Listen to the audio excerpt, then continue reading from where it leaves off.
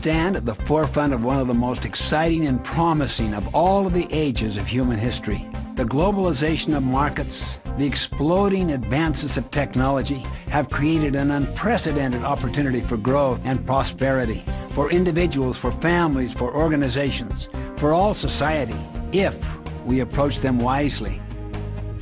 I frequently ask large audiences, how many agree that the vast majority of the workforce in your organization possess far more talent, capability, creativity, and intelligence than their present jobs require or even allow them to use?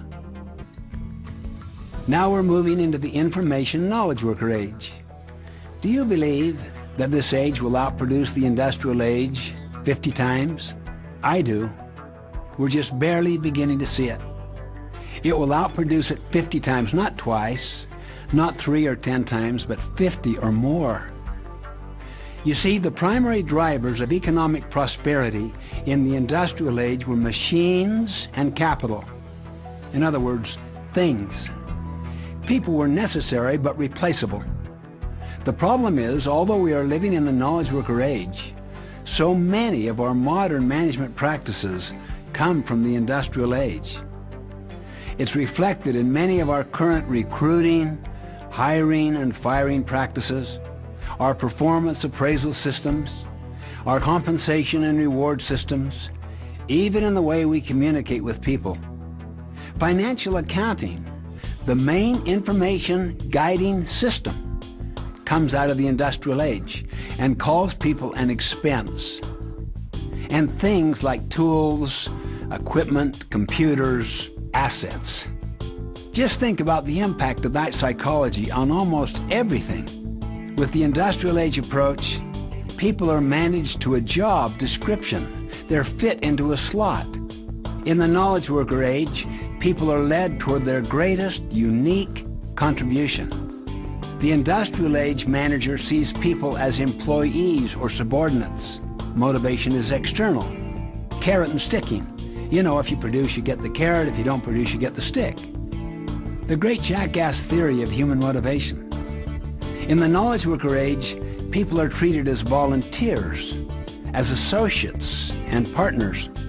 The industrial age mindset is one of control, controlling people. The knowledge worker mindset is one of release, a form of directed autonomy.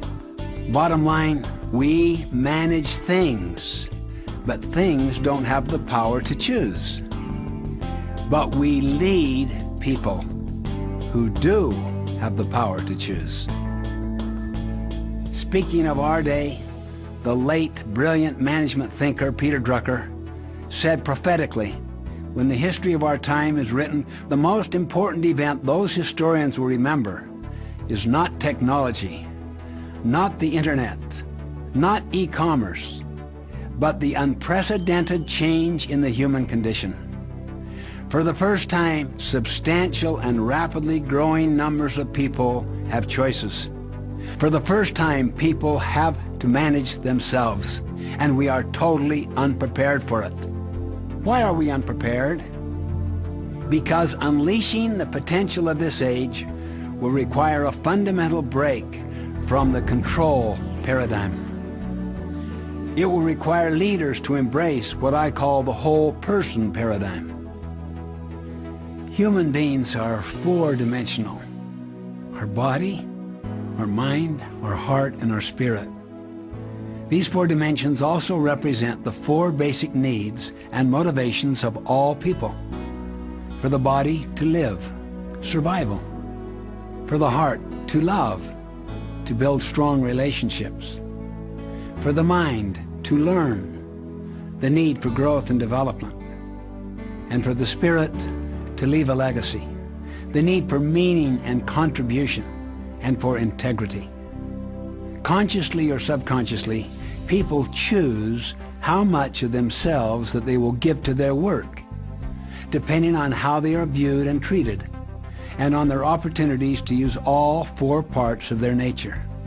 The point is, neglect any one of the four parts of human nature, and you essentially turn a person into a thing. And what do you do with a thing? You have to control and manage them in order to motivate them. Again, carrot and stick. You may be able to buy someone's hand or back, but you can never buy someone's heart, mind, and spirit. These are volunteered only.